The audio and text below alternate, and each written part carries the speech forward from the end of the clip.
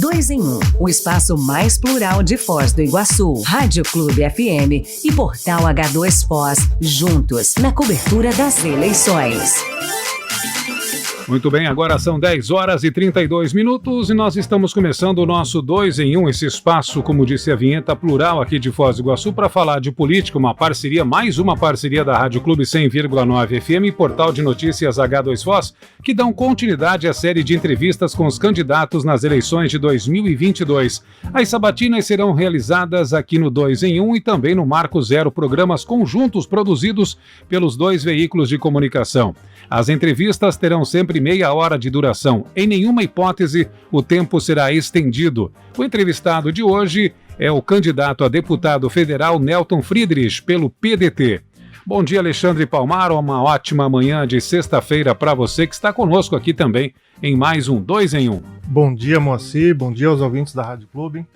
Quero agradecer desde já a presença do Nelton aqui e dizer o seguinte, Moacir.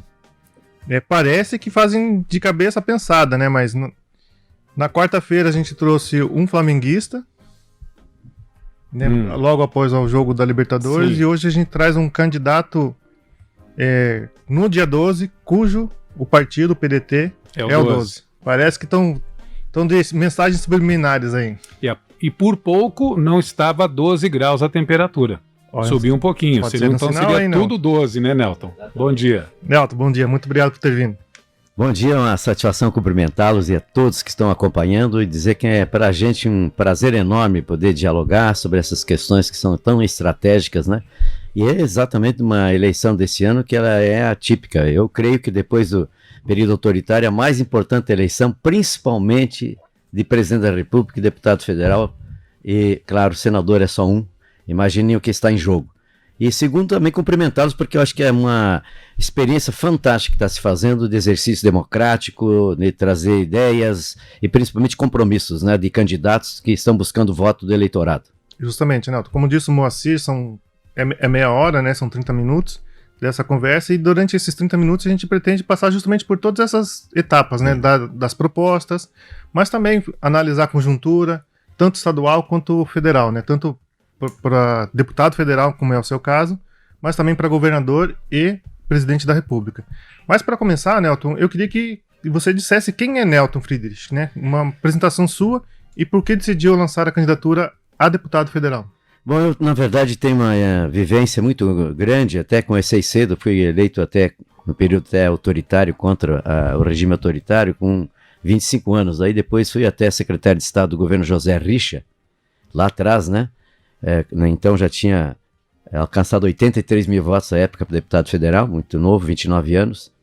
Logo depois, evidente, na experiência do governo José Richa, nós fizemos algumas inovações extraordinárias no Paraná, porque na nossa secretaria era Meio Ambiente, Energia, Habitação, Saneamento, Controle da Erosão. Por exemplo, aqui o início de todo o grande Morumbi começou com um mutirão habitacional que nós construímos ali 1º de maio. Ao mesmo tempo, nós fizemos o maior programa de eletrificação rural da América Latina na época, e aí vários outros programas. Logo depois eu fui eleito constituinte. E na Constituição a gente apresentou 513 emendas, fui o terceiro com mais emendas de todo o país, e recebemos até uma avaliação de o único nota 10 do Paraná, pela votação, assiduidade, etc, etc.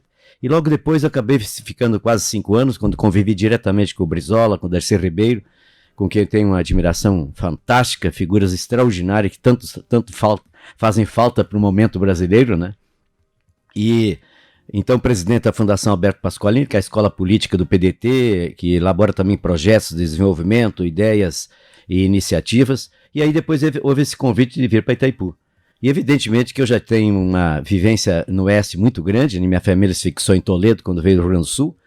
Eu tinha já ligações com Foz do Iguaçu e fiquei aqui. Até a minha última filha nasceu aqui, né? E eu tenho, portanto, uma ligação histórica, e esses 16 anos na Itaipu nós fizemos realmente um trabalho entre tantos outros, né? Como do PTI, como também da UNILA, mas também o trabalho intenso do Cultivando Água Boa, que nós tivemos convite de 43 países para apresentar o que nós já estávamos fazendo, inclusive o prêmio da ONU Água, Década da Água, com uma melhor gestão da água mundial em 2015. Então é isso um pouco. E continuamos na trajetória, sempre na mesma trincheira, na mesma luta. Mas a grande motivação, eu sou uma pessoa indignada. Eu não consigo me conformar com o que está acontecendo com o nosso país. não existe nenhuma possibilidade de se entender como é que nós temos 33 milhões de pessoas passando fome, com o maior produtor de alimentos do mundo. Como é possível ter 125 milhões de brasileiros que estão com insegurança alimentar? E ver o que está acontecendo com o nosso país. Então não dá para ficar em casa. Exato. Nelton, esteve num momento importante da política nacional, como você bem citou, que foi a Constituinte de 1988, e agora você já deu uma ideia, né, de como está o país, com tanta gente passando fome, taxas de desemprego. Você sendo eleito em Brasília, qual vai ser a sua primeira ação, a sua primeira preocupação nessa volta à capital federal, caso seja eleito? Bom, a primeira grande iniciativa vai começar antes do próprio mandato ser exercido. Eleito, primeira questão é ajudar a articular, inclusive em Brasília, mas não só lá, o que eu poderia chamar de uma grande iniciativa emergencial. Não tem como. O Betinho sempre dizia que a fome é para ontem. Então, se nós não tivermos nesse país um reconhecimento e sensibilidade e solidariedade para compreender que temos que somar todas as forças para nós sairmos desse entrave trágico que é voltar para o mapa da fome, então eu diria assim, primeira coisa, mesmo antes do mandato, é ajudar a articular para que nós possamos mexer no orçamento, que vai começar, portanto, na nova gestão a partir de 1º de janeiro, enfim, em fevereiro, quando assumem os deputados, de que nós possamos compreender o que temos que fazer de emergência. E aí um outro exemplo concreto, junto com isso, que é a questão da fome, é a geração de emprego com emergência também, temporários, tipo frente de trabalho. Como é que nós podemos fazer um grande movimento no Brasil que tantas coisas precisam ser feitas, desde saneamento, habitação popular, de tantas outras iniciativas que precisam ser feitas, de pequenos concertos, etc., que nós podíamos mobilizar desempregados há mais tempo para ter uma ocupação, ao menos durante 6 meses, e nesse período também ter uma capacitação para poder exercer outros ofícios ou ampliar a sua possibilidade de emprego. A segunda grande questão é um conjunto de compromissos no exercício do mandato mesmo. Isto é, você tem a questão de emergência, e é emprego e o caso da fome, e a questão outra que é como é que nós possamos trabalhar de forma, por exemplo, ter uma série de iniciativas, deputado, por exemplo, Nelton Friedrich, que vai ser um dos principais protagonistas disso. Nós temos que mudar o modelo que temos de desenvolvimento, nós temos que ter um projeto alternativo para o país. E um deputado tem um papel extraordinário, é ele que vota o orçamento, é ele que decide e acompanha o plurianual, que exatamente para onde é que vai o dinheiro durante 4 anos, é ele que define, por exemplo, as emendas parlamentares. Eu sou totalmente contra a chamada emenda secreta, que eu acho uma violência e anticonstitucional, mas nós temos uma coisa fantástica, que é a possibilidade de que as emendas sejam hoje, porque elas são impositivas, muitas delas, possam favorecer as regiões para nós termos desenvolvimentos locais, por exemplo, Foz do Iguaçu, movimentos que possam melhorar a condição de produção e consumo, por exemplo, na região de todo o oeste do Paraná. Para citar alguns exemplos, eu poderia falar na sequência que eu teria, assim, como eu já tenho ideia clara, de no mínimo na primeira semana entrar com 12 grandes projetos ligados à Câmara dos Deputados e a interesse nacional, estadual, local e regional. Bastante projetos já para apresentar de cara, né, Nelton? Mas eu queria que você falasse, você fez essa questão dos projetos e ações, mas eu também queria que você comentasse um pouco sobre essa questão da tua experiência na Assembleia Constituinte de 88. Né, você fez parte daquele momento histórico do país. Agora, passado 35 anos da assinatura, da promulgação da Carta Magna, eu queria que você fizesse um paralelo entre 88 e 2022. Né, o que você enxerga de semelhanças ou não entre esses dois períodos? Nós estamos vivendo uma fase de uma permanente desconstrução e até agressão à Constituição. Tem muita gente que fica falando na Constituição, mas são os primeiros que estão, na verdade, tentando, por exemplo, atuar até contra o que está na Constituição. Quero dizer com isso, por exemplo, nós precisamos mais do que nunca aplicar muitos princípios, fundamentos que a Constituição brasileira estabeleceu. É a primeira Constituição da história brasileira que estabelece a busca do estado de bem-estar social, de dignidade humana. É só pegar o primeiro artigo, quando você abre a Constituição sobre os fundamentos da República, você vai encontrar claramente a soberania nacional, a cidadania e a dignidade humana, por exemplo. Ora, isso tem que ser exercido. Tem muita coisa na Constituição que eles estão tentando mudar, muitas já mudaram, e outras não estão sendo aplicadas. Mas é a melhor Constituição de todas as Constituições que o Brasil fez até hoje. E digo até por um detalhe, a Constituição não foi feita só por nós que fomos eleitos, que éramos constituintes. Nós tivemos a Constituição com a maior participação da sociedade brasileira. Eu fico às vezes até revoltado quando vejo a tentativa de por qualquer motivo querer mudar a Constituição. Ela não foi feita por só constituintes. Nós chegamos a ter 10 mil pessoas por dia, representando os mais diferentes segmentos da sociedade brasileira, que frequentavam os gabinetes, que pressionavam, que faziam manifestações, que se envolviam nas audiências públicas. Pela primeira vez nós tivemos uma Constituição com emendas populares. Mais de 12 milhões de brasileiros foram coautores de emendas, não eram nem constituintes. Portanto, a Constituição não foi obra de alguns. E ela, na verdade, veio na ansiedade de fazer uma mudança no Brasil, num período autoritário para um período democrático. Por dar um exemplo para vocês, eu ajudei a colocar na Constituição, das 503 emendas, o conceito de salário mínimo. Tive auxílio de 21 principais advogados da área. A Constituição não está sendo respeitada no que diz respeito, por exemplo, ao salário mínimo. Nós estamos com o pior salário mínimo da história brasileira dos últimos 30 anos. Nós só perdemos em salário mínimo para a Venezuela. E o salário mínimo não é só para quem está trabalhando. No caso concreto, porque tem tantos milhões de desempregados, é que mais de 45 a 50 milhões de brasileiros eles recebem alguma coisa em função do salário mínimo. São aposentados, são pessoas portadoras de determinadas deficiências, etc. Isso tudo significa que o salário mínimo é um motor de desenvolvimento interno do Brasil. E nós estamos com um dos piores salários mínimos do Brasil. E onde é que estão os deputados, inclusive, por exemplo, para você fazer a mudança na legislação tributária, para diminuir a tributação sobre, por exemplo, o próprio capital, para facilitar que você tenha melhores salários? Como é que é essa situação hoje que os bancos deitam e enrolam no Brasil?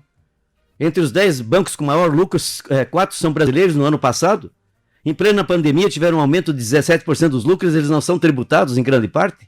Então, para dar um exemplo de quanto que a Constituição precisa ser respeitada e valorizada, e não desacatada e desconstituída. Nelton, a gente está em Foz do Iguaçu, uma cidade que é uma Constituição diferente, para usar a palavra Constituição, diferente de uma Cascavel, de uma Maringá e Londrina. Aqui temos a Itaipu Binacional, que é um gestor que trabalha muito parceiro do município de Foz do Iguaçu. Estamos vendo hoje a segunda ponte, algumas ações feitas na pandemia. E muitas pessoas têm valorizado justamente essa gestão que começou lá com Silva e Luna e agora está com outro general. Mas o senhor foi diretor de coordenação de meio ambiente da Itaipu Binacional durante 14 anos, de 2003 a 2017. Nesse período que o senhor esteve ali com o Jorge Samek, quais foram as ações da Itaipu Binacional aqui para a nossa região? Primeiro, eu quero cumprimentar, portanto, o que está sendo feito, porque está sendo feito também porque foi possível na gestão anterior fazer com o que foi feito. Por exemplo, foram construídas mais 2 turbinas, dá quase praticamente o valor de uma ponte.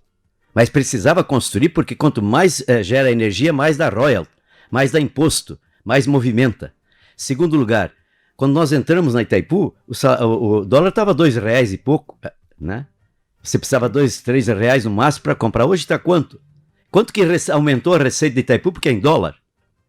Terceiro, a dívida que nós começamos em 2003 aqui, a dívida consumia 76% do orçamento. De tudo que era arrecadado para Itaipu, 76% só não havia cor do dinheiro. Mais 13%, 14% são os royalties. Então, quanto é que sobrava para investimento, pagamento dos funcionários e os programas? E assim mesmo nós fizemos, por exemplo, o PTI. O PTI tem mais dinheiro investido do que a ponte. Bem-vinda a ponte. Aplausos. Mas como é que foi possível fazer isso agora, se não tivesse a casa arrumada, se não tivesse pago em dia todos o processo de endividamento? Ano que vem termina o endividamento, vai sobrar R$1 bilhão por país em um ano. Ora, isso significa dizer que nós, por exemplo, construímos não só o PTI, o Programa Cotidiano da Água Boa, nós trouxemos mais de 180 eventos para cá no turismo só em função da questão da água, da questão da sustentabilidade, a questão do programa de inclusão social que foi feito. O que significou trazer a Unila?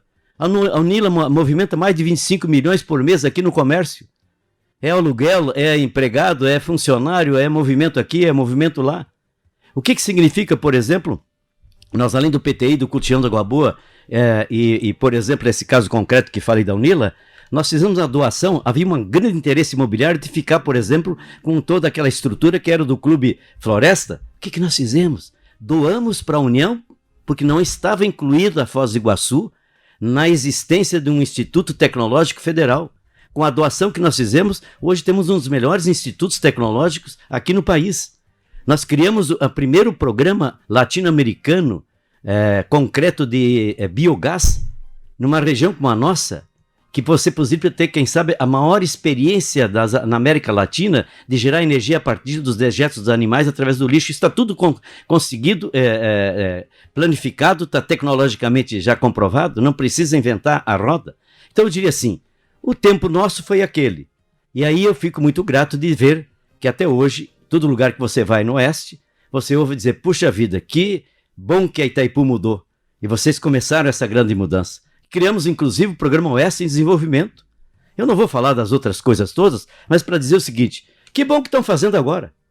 Mas se não tivesse sido feito o que foi feito, e principalmente o que se construiu de soluções, por certo, talvez nós não estaríamos vivendo o que estamos vivendo agora. Nelton, o senhor destacou algumas ações e projetos da usina da Itaipu Binacional durante o seu período, como o PTI, o NILA, as 2 turbinas, o turismo. E no caso da sua gestão, que era a coordenação em meio ambiente, destacou o programa Cultivando a Água Boa. Nesse sentido, pergunto o que faltou junto ao município, junto à prefeitura, para a efetivação de projetos importantes como os parques lineares, né? Especialmente o Parque Linear do Rio Boici, que é algo tão esperado aqui pelos moradores de Foz do Iguaçu. Bom, na verdade, são algumas coisas que precisa colocar. Por exemplo, dentro do programa Cultivando a Água Boa, nós realizamos em toda a região oeste, incluindo Foz do Iguaçu, um trabalho muito grande de inclusão social e produtiva. Pescadores, catadores, comunidades indígenas, por exemplo, não exatamente aqui, mas ao mesmo tempo com pequenos produtores. Nós chegamos a 325 escolas municipais do oeste do Paraná, incluindo Foz do Iguaçu, em que a produção, 65% a 68% da produção local é que fornecia o alimento nas creches e especialmente nas escolas. Repito, 325 escolas municipais. E o que significou isso de movimentação da economia local? Hoje se chama isso de economia circular. Você gera aqui, produz aqui para consumir aqui também. Antes o dinheiro ia para fora. Outro exemplo, quantas associações de cooperativas e associações de produtores foram feitas? Foram mais de 8 cooperativas na região, inclusive 2 em Foz, e acima de tudo 26 associações de produtores. Então eu diria assim, dentro do programa Cultivando Água Boa, nós tivemos uma certa defasagem, e eu não vou fazer aqui nenhuma acusação, porque nós fizemos 2 convênios no município, esses convênios foram renovados com dificuldade, inclusive, pela posição até da área jurídica, porque nós tínhamos só uma renovação, um aditamento, porque não conseguíamos a contrapartida. Eu quero dizer que o Cultivando Água Boa teve essa sabedoria de nós colocarmos R$1 de Itaipu, mas tinha que ter o outro real, ou da comunidade ou da prefeitura, para nós transformarmos num programa permanente.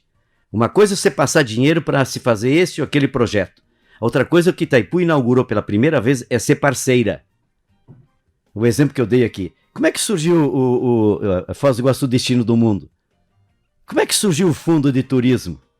Como é que surgiu essa articulação extraordinária que se fez, inclusive, cedendo funcionário da Itaipu como Piola para se dedicar exclusivamente à área turística? Ora, será que as pessoas não se esqueceram disso? Eu cansei de ouvir dizer em entrevistas, pessoas que hoje até estão falando aqui ou acolá coisas diferentes, dizendo, puxa vida, até que enfim nós temos uma diretoria da Itaipu Binacional voltada para a nossa região, para o nosso município. Então eu quero dizer com isso que a gente realmente fez algo tão significativo que quem veio conseguiu até ampliar muitas coisas. Nelton, são 10h51, vamos destacar também a opinião do nosso internauta. Ivar Bareia diz que a região oeste, especialmente Foz, tem a grande oportunidade de garantir a representatividade qualificada. Parabéns aí, Nelton, diz o nosso internauta. Agora vamos falar com relação ao nosso PDT, aí, o Partido Democrático Trabalhista, que tem o Ricardo Gomide como candidato a governador do Paraná, Ciro Gomes, candidato à presidência da República. Uma primeira pergunta é essa, né? O porquê Gomide e Ciro Gomes? E já emendo. Hoje nós temos 22 candidatos a deputado federal por Foz do Iguaçu. O senhor, com a sua experiência, como é que enxerga essa grande quantidade de candidatos? Bom, na verdade, algo que é inconcebível se nós analisarmos bem, mas isso nós estamos pagando o preço de não conseguirmos aquilo que na Constituição eu ajudei a colocar e nós não conseguimos aprovar, que era a fidelidade partidária, e inclusive a disciplina partidária, e um voto proporcional, que nós defendíamos o voto proporcional misto.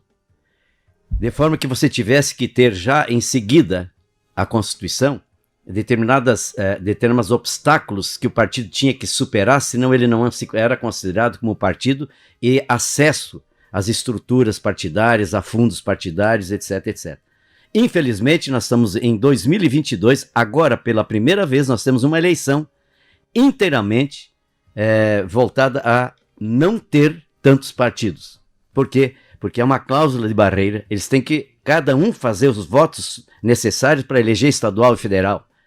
No máximo que tem, encontrar ainda uma janelinha agora, é a tal de federação. Reúne 3, 4 partidos, mas tem que ficar casado no mínimo 4 anos. Então veja quanto tempo nós levamos para tentar disciplinar o mínimo, que é aquilo que o mundo já fez, que é não ter um excesso de partido através do que ele tem que mostrar desempenho. Ele tem que chegar a um percentual de votos a cada eleição, senão ele não é reconhecido como partido.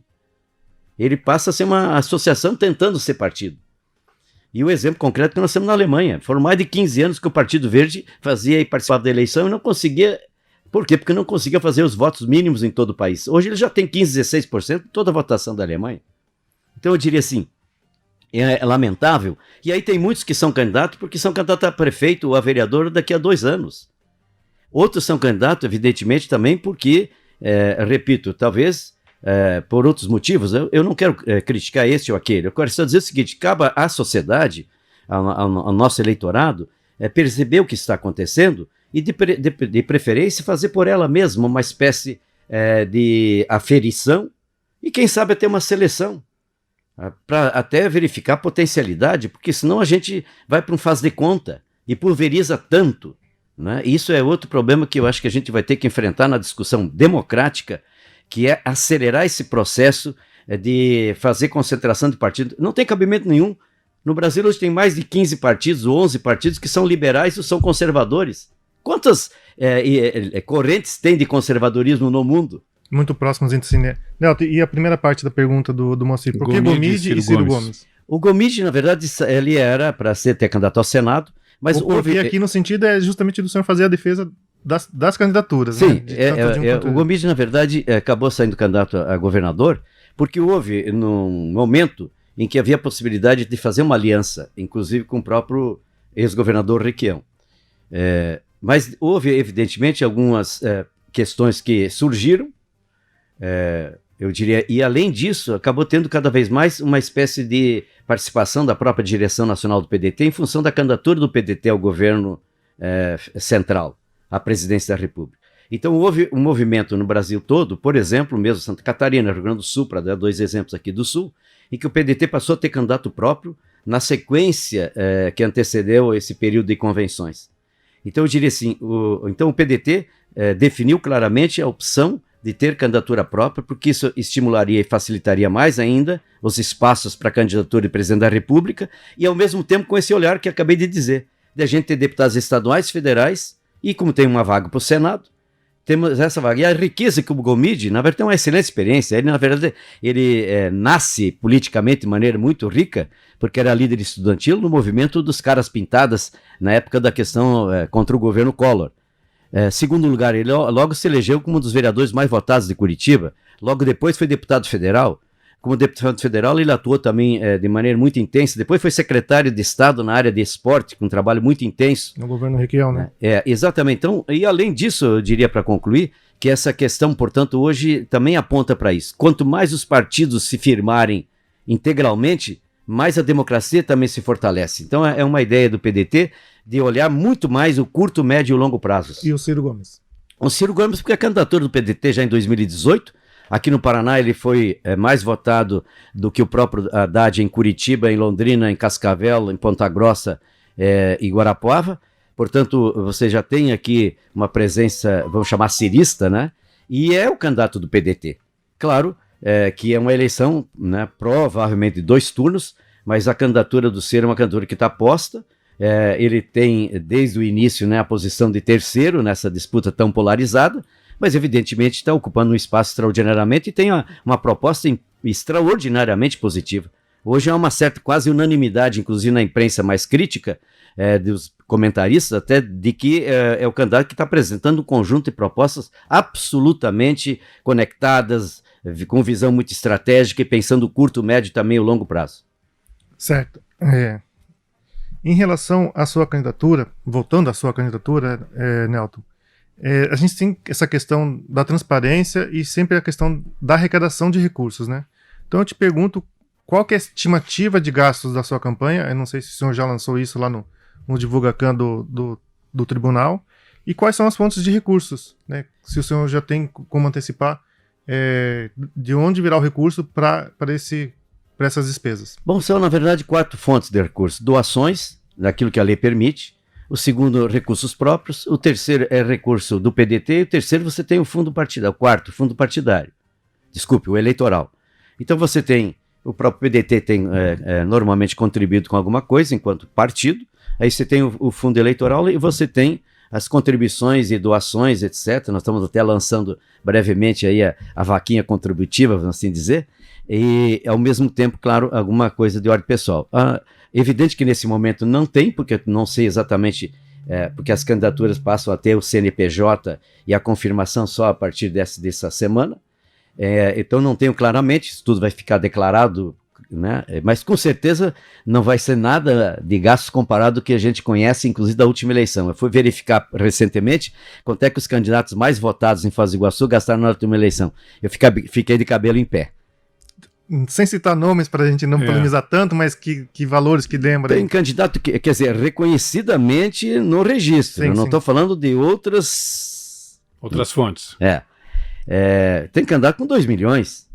Tem candidato com 1.800.000, com 1,5 milhão. Né? Eu fico preocupado. Vai gastar pelo menos 1 milhão, então? Não, de jeito não tem como, não tem como. Só para brincar. Eu tenho, na verdade, clareza sobre isso. A minha candidatura é uma candidatura que, como eu disse antes, ela está movida por uma indignação. Eu não posso ficar quieto. Eu tenho uma experiência de vida. A nossa trincheira sempre foi a mesma, de muita luta, né, de uma postura muito de defesa da soberania nacional, dos interesses nacionais, dos interesses populares. A gente tem lado. A gente sabe, portanto, né, e a experiência que eu digo é exatamente por tudo isso, quer dizer, inclusive na Constituinte mostrou claramente o que a gente pensa, defende e luta, né? Tirando a brincadeira, então, ainda não tem esse valor definido. Não tem, porque é impossível ter agora, não se sabe, por exemplo, o que vem e o que não vem, tanto do partido quanto do próprio fundo. O Nelton hoje precisa de quantos votos para ser eleito por Foz do Iguaçu e região? Olha, os votos dependem muito. Por exemplo, nós temos um campeão de voto dentro do PDT, para deputado federal, é um dos campeões do Paraná, que é o ex-prefeito de Londrina, ex-prefeito de Curitiba e também já deputado 3, 4 vezes, um excelente parlamentar, que é o Gustavo Fruit. O Gustavo Fruit é candidato para 140, 150 mil votos. Então, essa é a primeira expectativa. Provavelmente ele chega bem perto do mínimo necessário para eleger um já. Sozinho. E é evidente que aí nós temos mais 30 candidatos no Paraná. Então nós estamos na perspectiva de buscar aí entre 60 e 70 mil votos, que tem possibilidade, né? Por quê? Porque nós estamos, na verdade, praticamente com 2 candidatos, um mais ligado com a juventude do PDT, e a nossa candidatura em 52 municípios do Oeste. Aí estamos já ajustados com a região de Pato Branco, que tem 25 municípios.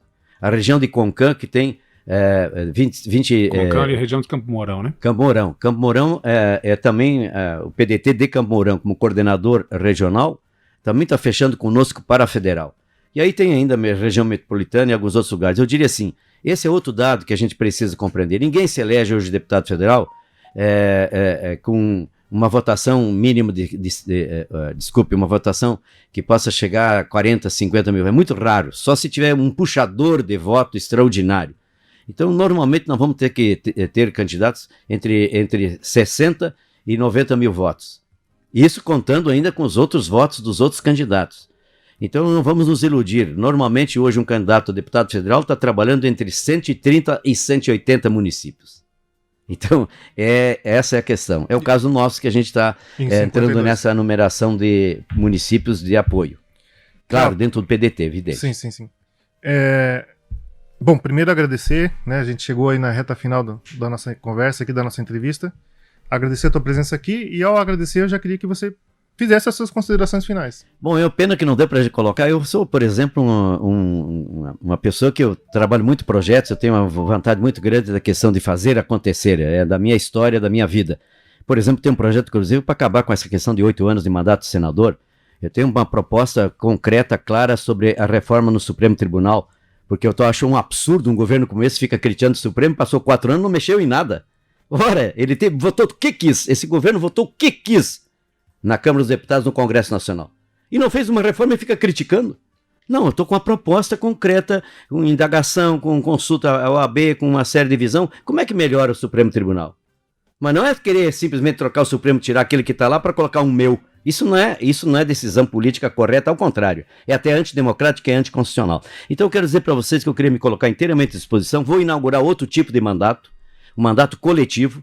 Nós vamos ter uma estrutura permanente funcionando aqui. O gabinete vai ter a prestação de contas e a vivência do candidato, uma vez eleito, mensal, inclusive com avaliação permanente, uma linha direta de democracia de alta intensidade com o próprio gabinete, com, né, o candidato. Então o presencial e a distância vão fazer parte dessa vida do que eu chamo da democracia em rede.